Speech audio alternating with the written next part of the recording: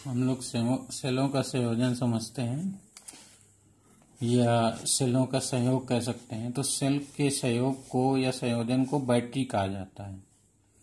इन्हें 3 प्रकार से जोड़ा जा सकता है सेलों को, श्रेणी क्रम में, इन सीरीज, समांतर क्रम या पार्श्व क्रम में कहा जाता है, इन पैरेलल, एंड ये मिक्स्ड क्रम है, मिश्रित क्रम में।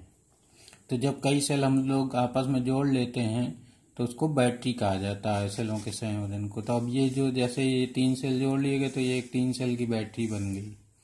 अब हम लोग सबसे पहले श्रेणी क्रम में सेलों को जोड़ना समझते हैं और उससे कब कितनी धारा मिलती है ये समझते हैं। तो इन सीरीज श्रेणी क्रम में तो मान लेते हैं कि हमारे पास ये n सेल हैं जिनके विद्युत वाहक बली हैं प्रत्येक के, और आंतरिक प्रतिरोध स्मॉल r है, श्रेणी क्रम में जोड़ लिए गए हैं। श्रेणी क्रम में जोड़ने का मतलब होता है एक के बाद एक सेल जोड़ते चले जाते हैं, जिस तरह प्रतिरोध जोड़े गए थे। तो ये सारे सेल श्रेणी क्रम में जुड़े हुए हैं।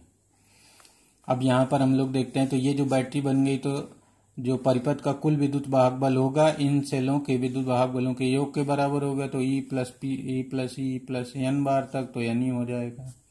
अब जो बैटरी बन गई है हमारी सेलों के जोड़ने से, जो दोनों सारे सेल जुड़े हुए हैं, इनका कुल आंतरिक प्रतिरोध देखा जाए तो R प्लस R N बार तक NR हो जाएगा। अब यहाँ बाह्य प्रतिरोध कैपिटल R से मान लो इस बैटरी को जोड़ दिया गया, अर्थात बाह्य प्रतिरोध R में इस बैटरी द्वारा धारा भेजी जा रही है। तो परिपथ का कुल प्रतिरोध कैपिटल R प्लस NR हो जाएगा। इस प्रकार परिपथ में जो धारा आई आएगी वो कुल विद्युत वाहक बल बटे कुल प्रतिरोध के बराबर होगी। तो कुल विद्युत वाहक बल यानी हुआ, कुल प्रतिरोध R प्लस NR हुआ।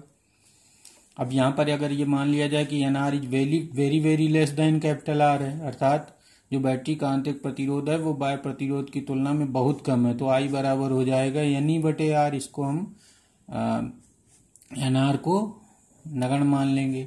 तो यहाँ से ये जो I बराबर फार्मूला मिल रहा है वो I बराबर N इंटू E बटे R, अर्थात एक सेल जितनी धारा देता उसकी N गुनी धारा हमें मिलेगी।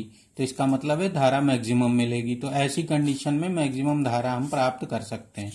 तो जब सेलों का आंतरिक प्रतिरोध बाह्य प्रतिरोध की तुलना में बहुत कम हो तो उन्हें श्रेणी क्रम में जोड़कर अधिक धारा प्राप्त की जा सकती। तो ये याद रखना है। तो सेलों को श्रेणी क्रम में तब जोड़ना चाहिए जब उनका आंतरिक प्रतिरोध बाह्य प्रतिरोध की तुलना में बहुत ही कम हो, तब सेलों का जो श्रेणी संयोजन होता है वो उपयोगी होता है या लाभदायक होता है।